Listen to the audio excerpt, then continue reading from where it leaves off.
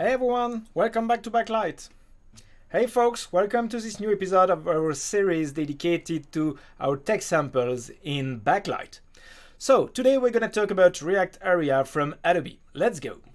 So React Aria is a project from Adobe that is part of the Spectrum project, and the React Aria subpart of the project is a collection of React hooks based on the Aria specification. The Aria specification is a specification from the W3C that allow you to declare different ways to enrich your final markup and your final UI based on accessibility purposes. If I take this example from the MDN documentation, I could see that here I declare a div element, but this div element is considered as a progress bar.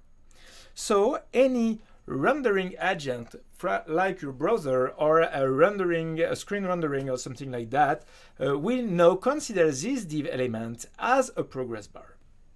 So this is exactly what React Aria is doing. It's providing you a collection of hooks that you could use in React to put the right properties of the different elements that you need to adapt to have a better accessibility layer and a better keyboard and navigation and a better navigation in your overall UI.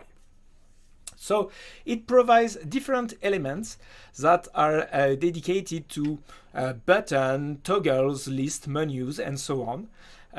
They are not enforcing anything in terms of rendering and styling process. So this is not a design system, but more a collection of tools that you could use to improve your final UI. As we said, it's a part of the Spectrum project that is the Adobe's design system. And Spectrum is providing different kind of components, patterns, and tools. So we choose in this data kit to focus on the React Aria primitives to embed them in a simple StarterKit design system. So let's see now in our lovely Backlight editor how we could use it to start a new project based on React Aria. So back in Backlight, I've got a collection of design systems that are available to pick, but I also have my technology sample, and in them I've got the React Aria one. So based on React and the React Aria project from Adobe to provide us the different layers that we need to improve the navigation and the accessibility layer of our overall application. So in my project, I've got, as usual, my different elements, my different components in my editor. So I could see my different tokens of my design system. I have typography, colors, spacing, elevation. There are different shadows, border radius, transition, Z-index. So all these elements, because React Aria isn't enforcing anything, we choose to keep it simple. So we just made simple SCSS files exporting the different tokens using CSS custom properties.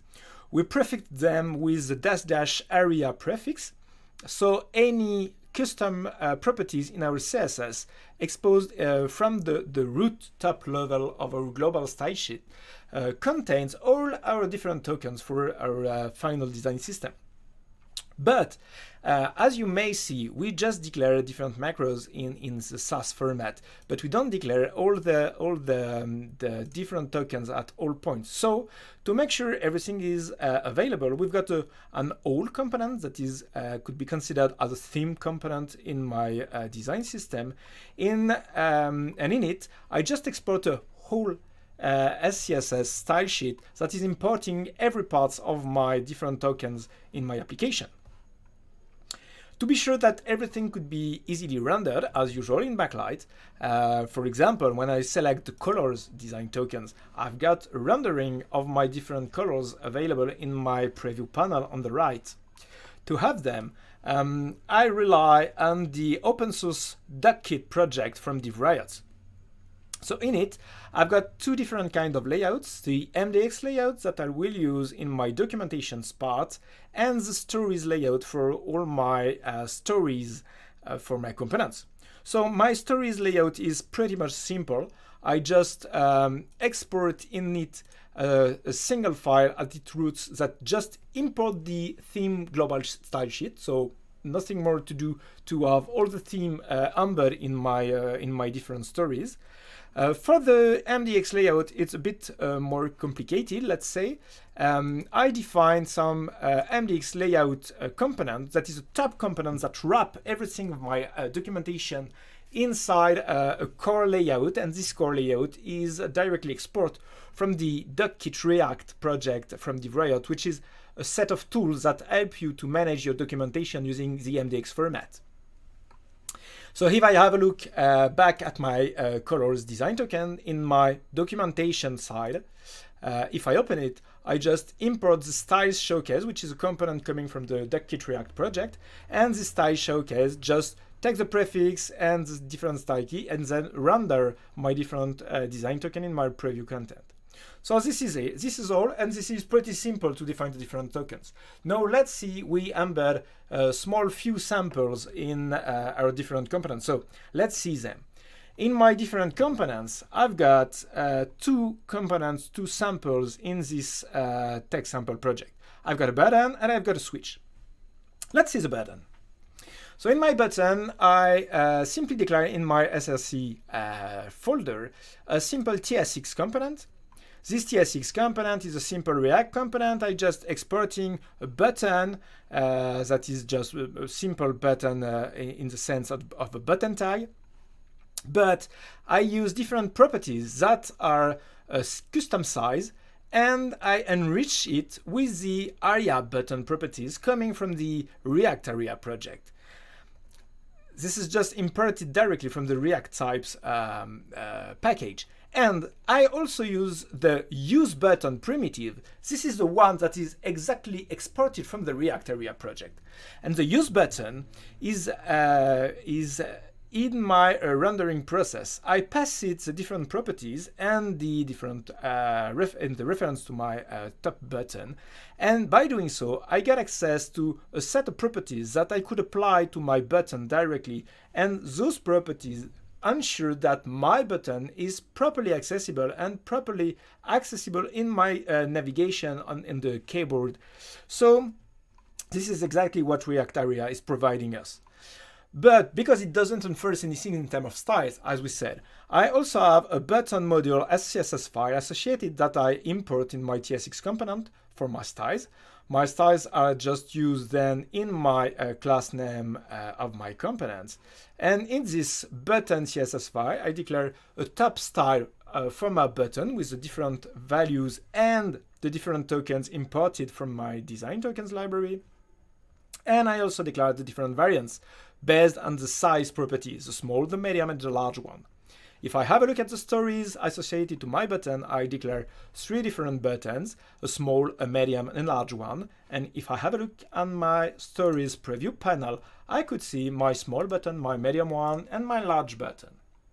Everything is here, and everything is properly rendered based on the React Aria project. So this is pretty simple to use directly. You just have to use the proper primitive from the React Aria. It was the useButton primitive to ensure that your component is now seen as a button from your rendering agent.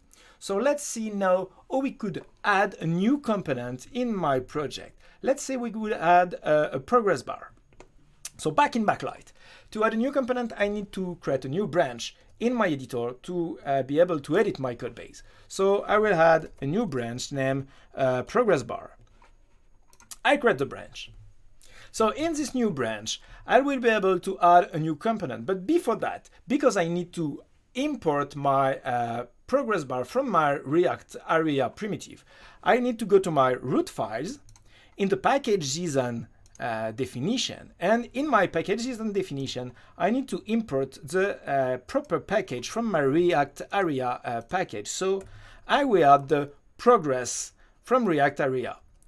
I save the file, and everything will be properly handled after in my stories. So let's back in my components. In my components just here, I had a new component. Let's say a progress bar. Okay, in my progress bar, I will add a new SRC files. I will first add a progress bar. .tsx module.